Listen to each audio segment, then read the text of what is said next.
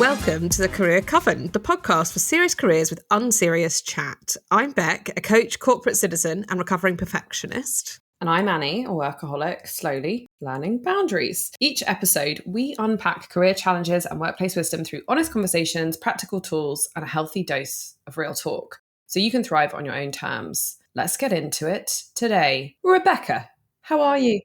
I am great. This week, I spent a day with a 14-year-old and I was looking after a friend's daughter who she was at a conference visiting from Australia. And I just didn't really deeply know what the life of a 14-year-old was like these days. Talking about social media bans in Australia, that was kind of interesting. Had a really informed opinion on it. I was extremely impressed. And I also learned a lot about musical theatre. Oh, right.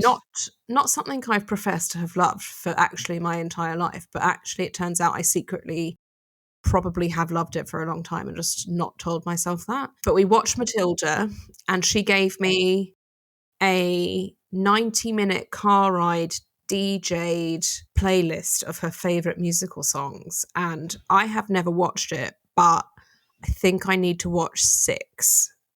Okay. Have you heard of it? No. We're well out of my comfort zone. We were well out of mine, but I had a bit of musical theatre exposure therapy. And 6 is about Henry VIII and all of his wives, but like retold from the perspective of the wives and like a modern feminist retelling. So I think we should go and watch that. Let's do that because I'm immediately into that. I was big into history at school, almost did a history degree. My favourite subject. I bloody hate history. Dropped it as soon as I could. How are you? What's happening in your week? What is happening in my week? Bit of a weird one, I would say, this week. Some ups, some downs. Just been home to Norfolk to collect a barbecue, though. So I think that's a sign of positive barbecues to come. The start of the summer. If you get a big old barbecue that your mum has given you that's dirty and you have to go and pick it up, I think like that chore, what you get back from doing that chore is loads of great barbecues. And obviously, as you know, I won't be touching that barbecue because I do not cook, but my partner does. And I'm sure that will be the start of great things. So I would say I'm moderate, but barbecue excited. So there we go. Barbecue season is upon us. Absolutely love a barbecue. Great. Today we're going to talk about MBA. We're going to do something a little bit different where it's really all about you. I'm basically going to grill you for all your MBA secrets back. So I think this is going to be a very practical episode for our listeners, but we thank you in advance for the wisdom and advice that you're going to give us about doing an MBA. So to kick us off, remind me, when did you do your MBA? And why did you do it? Do you know what? In the pandemic when you can't tell any years apart, I think it was 2021 that I started, January 2021, did it for 2, yeah, that's right. Did it for 2 years on top of my work. That was a crazy decision to do when I was doing crisis response work at the same time, but we live in... When you say on top of your work, what does that actually mean? So the way that I did it was through an apprenticeship scheme. I don't know if they still run it at the time, but it was a level 7 apprenticeship. And the organisation that I worked for had a relationship with a university offering that. And it basically meant I got my MBA for free. And my organisation had to give me 20% of my working hours to complete my MBA. Okay. In terms of attending modules and stuff like that. However, in reality, what happened is you just do all your work and you do your MBA, but you would have those lecture days as MBA days and then people would just be pinging you the whole time. So it's not for the faint-hearted to do a master's degree whilst working full-time. Very intense. I would say on top of the lectures, you also have every 6 weeks a new module, and every 6 weeks you'd have 2 pieces of assessment you'd have to submit, writing essays, doing accounting stuff, doing a presentation, etc., etc. So that was a lot of weekend time as well. So that's what I did. As you know, I've spoken on this podcast before that I don't think that if I was doing it again, I'd do an MBA. And I thought I needed to do an MBA because I was there's gaps in my knowledge and there are things that I don't know. And I just want to pad out my expertise. And I forget which one this is, but this is definitely one of the types of imposter syndrome of if I don't know everything, then I'm not good enough. Yeah. So that was definitely, I'd say, at the root of that. And actually, all through my 20s, every job that I wanted to do and saw a job description for said MBA preferred or Yeah. required. So Yeah. I was like, well, if I want to do the job I want to do, I have to do one. I just don't think that's true. I've not looked for a new job since I've finished my MBA, but I actually think it's kind of irrelevant now. So that's my kind of full journey into it. I've also said on the pod before, people who really love MBAs, where they have made an amazing network, Yeah. brackets, paid like £100,000 for their MBA, and they have met fellow rich people. That's probably how I would categorize that. And rich people can be useful, let's be honest. I mean, a network of rich people is very valuable. I wish I knew more. I wish I knew a lot of rich people. You'd have so many nice, like just going to my friend's holiday home. That's my vision of having rich friends. But I didn't have 100 grand and I didn't want to borrow 100 grand. And I also just didn't want to take the time off work because I've got a mortgage to pay like a normal person who owns a house and, you know, you have bills to pay. So that just wasn't a reality for me. So that's why I did it, how I did it. And to be honest, the quality of the education experience definitely showed because of that, I would say. Interesting. Even so, I'm sure all of the frameworks that we learned were the same as the ones in the other places anyway. Yeah. It just probably wasn't as quite a robust or kind of intellectual experience as you might have got if you'd gone to like an INSEAD or something. Yeah. But like literally, who's got that much money? If you have that much money and you're listening to this podcast, I'd be like, you don't need this podcast. Just go and bring your parents and go be a Nepo baby. That's what I would say. For sure. Okay, so if you had to summarize in few words or a few sentences, what do you think an MBA is really trying to teach you? I think it's trying to teach you the basics in a lot of things. And that's, I think, probably why I didn't find it that helpful. I was really surprised at going through the basics that actually I'd learned lots of this just on the way, on the job. And I do think that having gone through the kind of modules and curriculum, I can now confirm it is much more effective to learn it on the job than it is to just learn a framework. You can also just learn frameworks on the internet. So we're going to go through some frameworks today when we get to it, just to kind of help listeners feel a bit more comfortable. If you, like me, felt like you were probably missing something really obvious. So we'll go through those frameworks, but I just don't feel like you deeply get to understand something in an MBA. And that's, I think, probably why it just wasn't that valuable to me. So you basically think it's like teaching you the groundings of a lot of parts of like business, but not necessarily like more so than you have to learn if you've been in business for like 10 years doing stuff. Correct. I'd say that's exactly right. I'd say it's the basic training of being like a super generalist. But for me, the depth of education wasn't enough to be practically useful in a day-to-day working place. So as an example, the accounting module, which was an absolute pain in the ass, even though I hated my year working in finance, I found it was muchness with just like the work that I do with working with a finance partner now. And it was also so niche. Like they were like, yeah, let's do accounting for an airline. And I was like, well, I'm never going to fucking use that and look at fuel costs and like how often you have to replace a plane. So yeah. That's not the stuff you needed at that point in your journey, for sure. Yeah. Okay. Let's get into some of these frameworks then. Talk me through some of your favorites, or maybe I should just say some of the ones that are more important and more prominent in an MBA. Yeah. Okay, fine. So SWOT is like 101. SWOT comes up everywhere. Yeah. If you haven't come across SWOT at work, it's just a classic. It's a classic. What are you doing, to be honest? If you haven't seen it at work, what are you doing in work? It's an absolute classic. Maybe if you were working in academia, you might not have seen a SWOT, but it's basic but good, sometimes oversimplified, but really good. PESTLE, also a banger. We'll go through that, but I think when you're doing an overall assessment of something, PESTLE's pretty good. Business model canvas is also like, that's I'd say like 101. Entrepreneurship or innovation, maybe. Is that fair? I mean, I first came across it on the program that you and I had both done in separate years. Did you do it there? I did do it there, yeah. You look really bored by even just thinking about it. It actually is useful. You're right. Everything you've mentioned is useful to structure a problem. But with the business model canvas, I'm like, just fucking get on with it. Do you know what I mean? Don't spend too much time canvassing. Like, spend some time like doing something and getting some learnings. But that's a bit harsh. But yeah, as the reason I did that like groan was I think that it threw me back to that course, because I feel like we did quite a few business model canvas type exercises on that course. And I was like, I've got it. Do you know what I mean? I know what you mean. I know what you're going to ask me to do. Fine. Anyway.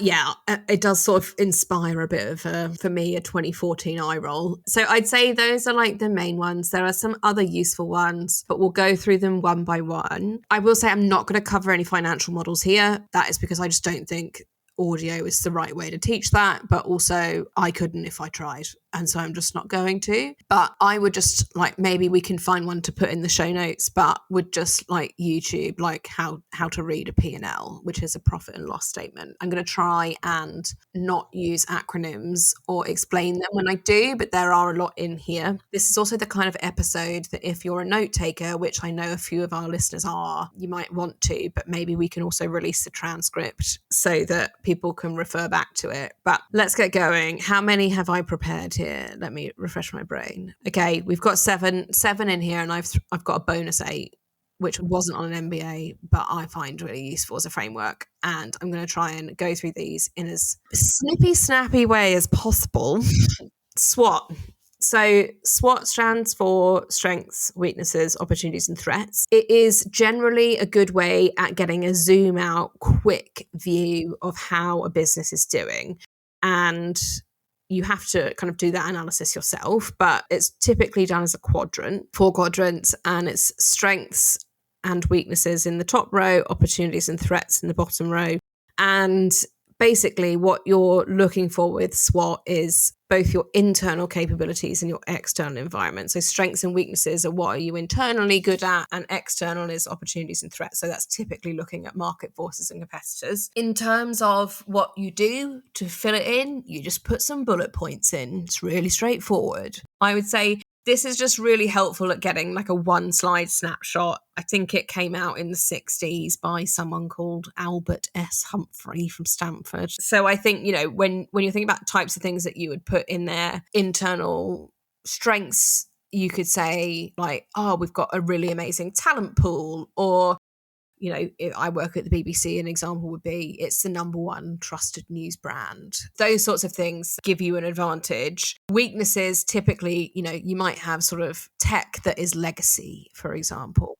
Or so often I would say legacy tech.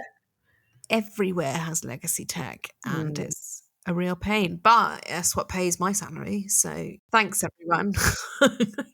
Like limited budget or resources or those sorts of things. Those are classics. Opportunities is really just like, oh, here's a new business segment that we could go out, or we could increase the price point based on like competitor analysis and say like, oh, we think we can make this much more margin if we charge a bit more. We're the lowest price in the market. Those sorts of things, or just like demand for your product. And then threats is external risks. So this tends to be like kind of nebulous, and it sounds a bit like, as my therapist would say, catastrophizing. But it will be like, you know, an example of me working in an advertising industry is like Facebook and Instagram are taking all the advertising spend. People don't want to spend with publishers. So that's the kind of thing that you would put in there. So it's a really helpful lay of the land. It's good around just like educating people, I think, in a business on kind of what you're looking at. I think the challenges and limitations of this is that it's not obvious when you're reading a SWOT that all bullet points are weighted the same. They're not prioritized. So you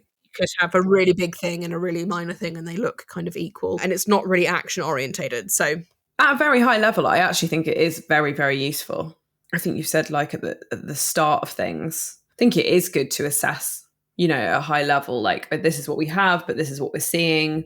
I think it's a nice, easy one. You know, I've used a SWOT.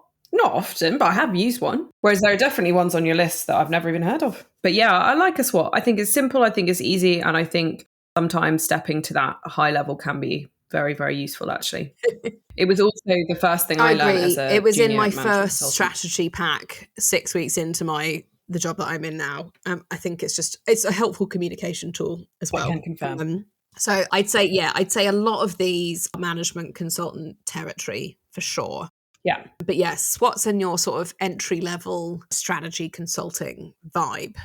Okay, number 2, PESTLE analysis. Again, this is another framework that is quite descriptive. The point of a PESTLE is to look at the external factors to the business, like macroeconomic factors, and how that might affect what you're doing. Again, this is just kind of getting a lay of the land rather than being action orientated. These, I feel, are much more long term typically. If you were doing a PESTLE analysis, and when I say PESTLE, it's PESTLE, that is an acronym, not like a mortar and pestle. This is the type of categorization that you might do for something called horizon scanning.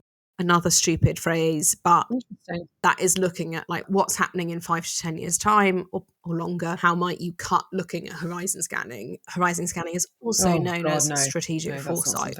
I know it's but whenever you see someone on LinkedIn who say they do work on futures or thinking, that is the same thing. They all have slightly different phrases for exactly the same thing. So PESTLE is just considering what are the macro factors across different categories. So it originally wasn't all of those 6 categories. It was ETPS, rolls off the tongue, 1967. Thank you, Francis. And it's been expanded and reorganized to make it a nice word. But P is for political, so you're looking at things like government stability or tax, and then economic, which obviously relates to political, is about kind of what are the inflation rates, interest rates, exchange rates, cost of living for an organization, like cost of capital, those sorts of things. You know, when I was doing my MBA, it was the middle of COVID. And so this was a really good framework during COVID. You're like, kind of political, a lot of governments kind of locked in, economic, totally destroyed, and so on and so forth. Social is really about kind of cultural trends and what's happening with the people that you're looking at. Then T is for technological. So, you know, I think if anyone was doing a PESTLE now, they probably have like ChatGPT in there. You know, what does ChatGPT do in terms of impacting how you do work and what your customers expect and so on, and what innovation is there, what can you automate. L is for legal. A lot of that is just around like regulation, basically, or any particular type of law that might affect the work that you do. And E is environmental. So that is looking at kind of principally climate and sustainability. And a lot of these can intersect. So it's a bit subjective in kind of deciding where you put it. But these are the sorts of things that you look at. It's really broad. It can be a little bit speculative. You know, you don't know if these things are going to manifest. And I think also it's not necessarily specific to your company. It's probably more industry level than kind of company specific. So for you, for example, you could do one on... you could definitely do one on kind of health in general, but then you might drill down into women's health specifically. It might be a bit hard to do one on, for example, menopause. I've definitely never, for me, I've never had a use for this one. I did know it before you talked me through it. I'd heard of it in that consulting pack, but I've never actually put that one into practice. Whereas the one you're about to come on to, I certainly have put into practice. Yes. I'd say this is one of the biggies of consulting, one of the OGs. You have put into practice. I'd say this is arguably the biggest. So framework number 3 is Porter's 5 forces. I will say, if you'll allow me this generalization, every MBA can thank Porter for really, really kind of nailing the thinking around what they're selling. Porter comes up multiple times. He is the big dog of kind of MBA frameworks. Porter's 5 forces comes up in every module in an MBA, and it is actually useful. I think when you actually apply this framework, it can actually bring insights into your organizations in a way that like a SWOT or a PESTLE can feel slightly distant. Yeah. Porter's 5 forces really feels like you get to the crux of, is the business going to work? So you'd kind of use it when you're assessing an industry. So it's particularly helpful if you're entering an industry, or you're a new entrant, or you're kind of an existing organization in an existing industry that is changing, or there is something happening in the market dynamics and it's useful to look at. So I would say probably everyone can use this one, regardless of industry kind of size or structure. And when markets are changing, it's really helpful to just do this again. So the kind of purpose of it is to look at the competitiveness and the profitability of an industry. And there are 5 market forces that you look at. If people are really interested in this, maybe we can put something in the show notes about a diagram that kind of accompanies it, which for visual thinkers makes it slightly easier. I'm a visual person, so I like a diagram, but there is a nice diagram that goes with this one. But the 5 forces are competitive rivalry. So what is the intensity of the competition? A really basic example is kind of Coke versus Pepsi, but you can get quite, I think in women's health, for example, you could say there's a lot of really small players. Then the next force is a threat of new entrants. So how difficult is it to enter the market? If you have to have regulatory approval for something, that's an example of something that is a high barrier to entry. Depends whereas cost. If you want to become an influencer, for example, that's a very low barrier to entry. If you want to start a podcast, it's quite a low barrier to entry. So agreed. Okay, well, yeah, I'd say sometimes maybe podcasts should have a higher barrier to entry. So the third market force is threat of substitutes. So what is there available as an alternative? A really good example of this would be if you were looking at the kind of online communications industry during the pandemic. There were a handful of like Zoom or Google Meets or Teams or blah, blah, blah. So you had sort of online alternatives, and there wasn't necessarily a market leader, but there was a bit of consolidation amongst those providers. It was the big tech firms largely, but in-person meetings weren't possible. So that kind of really forced, that substitute was removed. So you removed a set of those substitutes and you intensified the competition amongst those ones. The bargaining power of buyers is a force, and that is really about how much influence do your customers have and kind of who's in control. And then the 5th one, which I think is really interesting, is around just the bargaining power of suppliers. An example of that is computer chips. There aren't that many people who make computer chips, and they can charge a higher price because there's no one else to go to. Yeah, basically. so I think this is really useful when you are looking at developing something new, whether that's like a new service line or something that you think is a good idea. I think it's really useful to like step back and use this before you do something new. So I've used it in terms of looking at like new market entry. Definitely often look at the top 3 of these actually. So competitive rivalry, threat of new entrants, and threat of substitutes. I think like those are kind of core things that whenever you're thinking about anything new, I would say you should always be thinking about that, because it's just really kind of foundational thinking. And I definitely, I think when we were evaluating maybe certain parts of organizations rather than a full organization itself, but like certain business units in consulting, like this was often that we looked at. So that's when I've used it. To be honest, like I probably haven't thought about it in a structured way for quite a few years, but it was only when seeing it here I was like, oh yeah, I should probably actually use this more. Do you know what I mean? The whole framework. Because I think the top 3 come quite naturally, whereas the bottom 2 are actually super, super, as you say, both interesting and important. So supplier power and buyer power. But I don't necessarily think about those so naturally in the types of businesses I work in. But when I saw the whole framework together, I was like, it's a goodie. Yeah. That's one to learn. Let's be honest. It is a really good one. Put that one in. Yeah. I'd say put an asterisk next to that one, guys. I'd say. Yeah, I can give it a go. So, I mean, how it was introduced to both of us was literally like a 1-page tool to step by step, like create a business plan.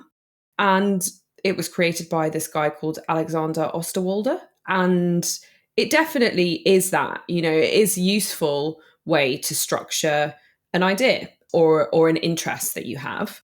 So there's kind of different segments, and they're generally laid out on, a bit of paper if you're doing things the old school way by hand, and you will just populate each segment of the canvas until you have got basically a little kind of plan together. So one is your customer segment. Who are you going to serve?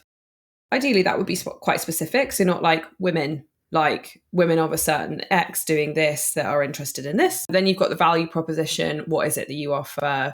Then you've got the channels you're going to use to reach your customers. You've got customer relationships. So how are you going to do your sales or do your transactions? And then you think about revenue streams. What are the different sources of revenue coming into the business? And like, where are you going to start and how are you going to build on them? Because most businesses ultimately have multiple revenue streams rather than just one. The critical resources you would need to get started, the key activities and essential actions that you need to get something going, any partnerships that you think will be useful. I would probably say that I think that could be taken off the business model canvas, but there we go. And then like a really basic idea of like, what are the costs that you think you would need, usually because this is about an initial idea to get something going. And I think from my perspective, the best part of this is that it actually can be used very quickly to get to something that is like, oh yeah, that is how you would roughly go about doing this if you wanted to.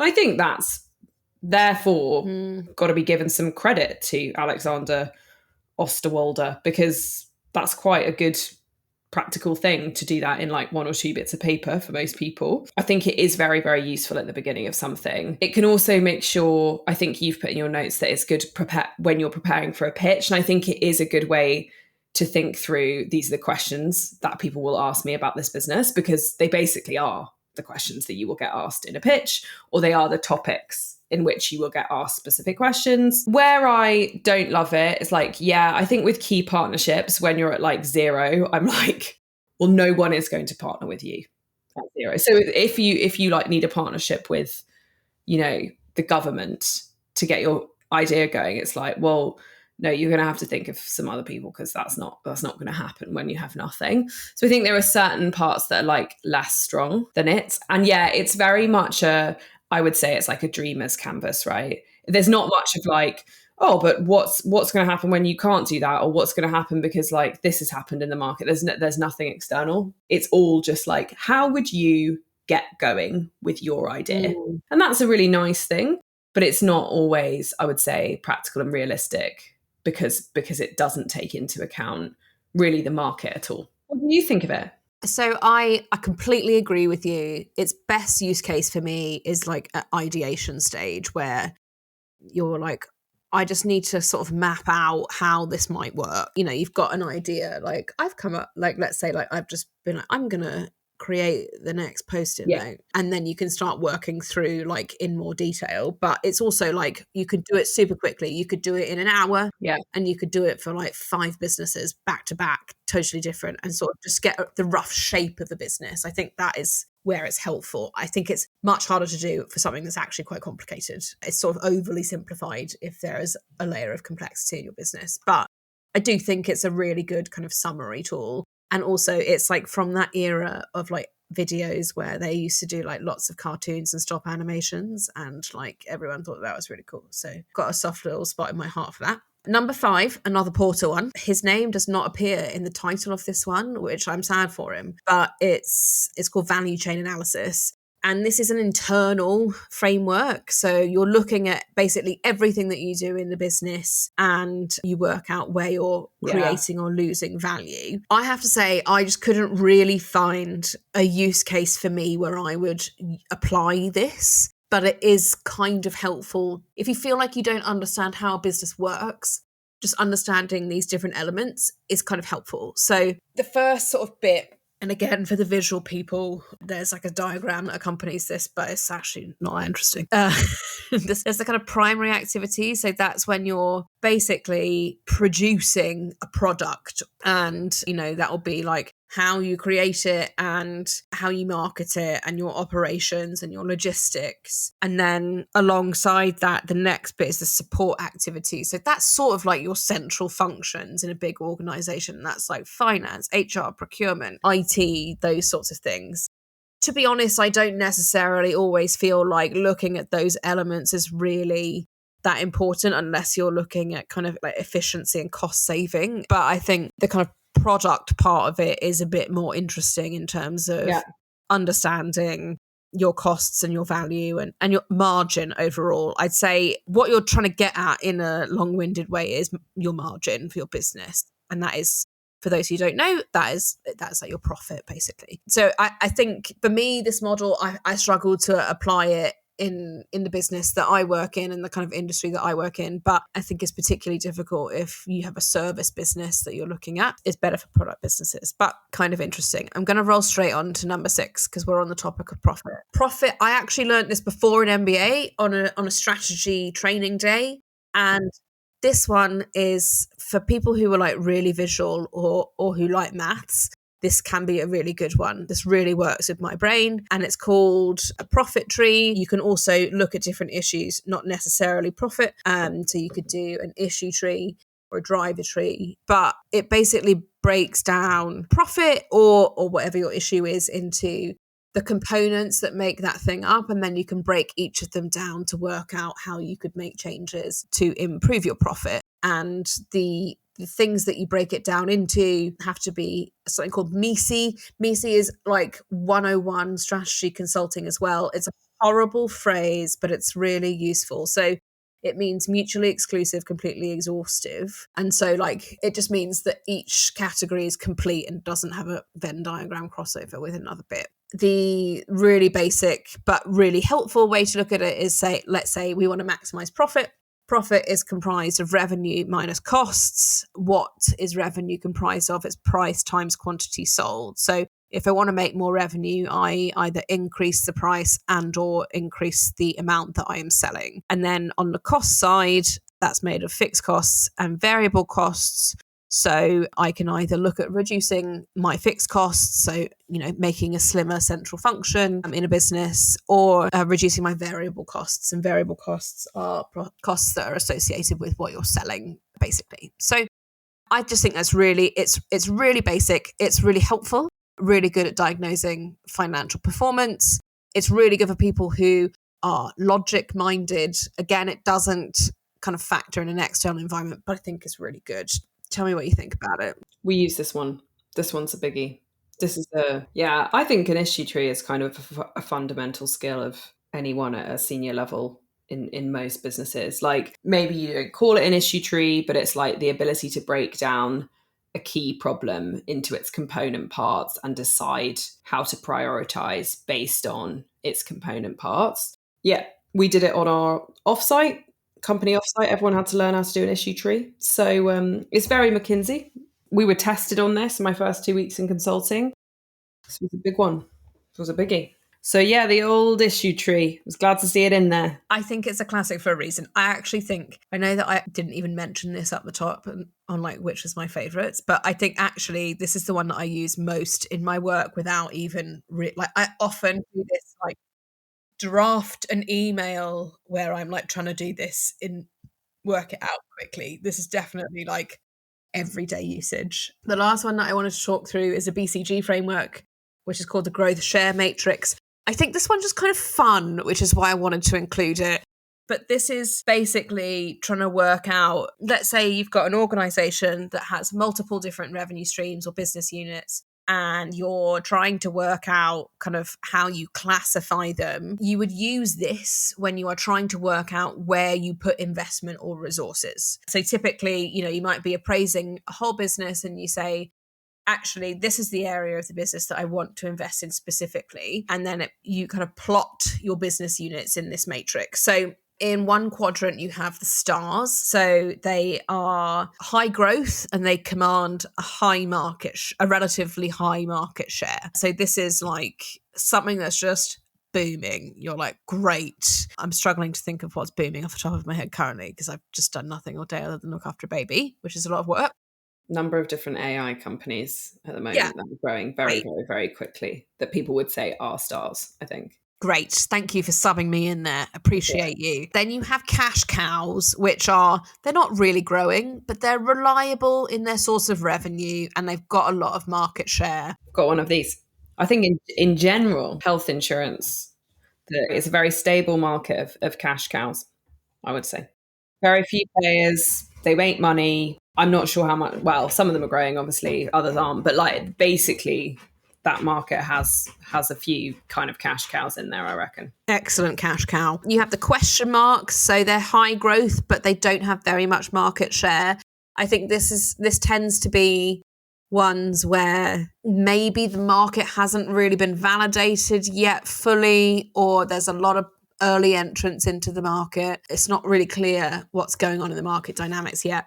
And then the last one is dogs, which is sort of a funny but sad name. You'd hate to be in a dog, but a low growth, low share part of the business. So again, I think this is just a really interesting way of just thinking about your business units in an organization. You know, I work in a business that has not had a huge amount of really high growth for a long time because a lot of the money has gone into different players. But, you know, if we were classified as a dog, that would make me sad. We still made loads of money. So don't get rid of all your dogs. Those were the 7 frameworks that I wanted to talk through. Shall I just go through my bonus one? Really? Just do your last one. You've given so much value, but the last one sounds interesting. Give us your bonus. This wasn't in the MBA, but is something that we use all the time. I have used it on basically every project that I have done for the last 6 years, maybe. It's called a RACI framework. RACI stands for Responsible, Accountable, Consulted, Informed. And it is the best way to map out who does what in a project. You could do it just in a kind of day-to-day roles and responsibilities. It doesn't have to just be a project, but it is really good at just clarifying who is accountable. Normally, you should only have one person. That is the top of the hierarchy. Responsible, you also ideally want one person there. You might have two, but best practice is, again, one. That is the person who's going to do the work. Consulted is all of your stakeholders who need to have input into what you're doing. And then informed is just like, I'm just going to let you know this is happening. And then what you do for either your day-to-day responsibilities or for your project, you break down in like very detailed line items and map your stakeholders against them. It is the most valuable tool we use all the time. Could not recommend enough, which is why I put it in. I've had some mixed experience with RACIs. I was very, very shocked when I got to my first very large corporate job and there was fucking RACIs everywhere. And I was like, why doesn't everyone know what their job is? Do you know what I mean? Like, why are there all these documents sort of being like, that's your job? I was like, I know.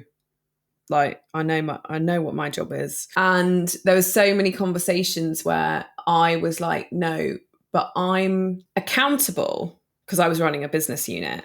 So I was like, I'm accountable for pretty much everything. And they were like, no, that's definitely not true. And it took me a very, very long time to understand why that wasn't true. However, I do agree with you that especially the bigger the team, the more you need this, in my opinion. Like, as soon as there's any complexity or any overlap in role, I think this probably is a pretty big hitter in the old frameworks. Yeah, you're right. It's definitely big org energy. Big org energy, yeah. Big org energy, but like bloody love a RACI. It's nice to be clear. Do you know what it is? It's nice to leave a meeting clear. And I think that's what a RACI can do. I agree. Okay, that's it. I feel like I've just ploughed through those. What a dream.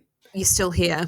Thanks, everyone who made it this far. It's probably a really dry subject, but I just wanted to make sure our listeners understand that if you just went and just watched a couple of videos about these frameworks, that would be basically having an MBA.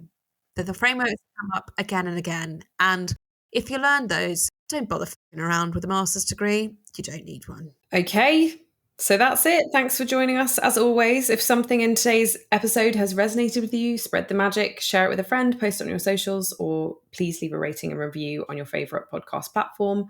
That's how the Coven grows.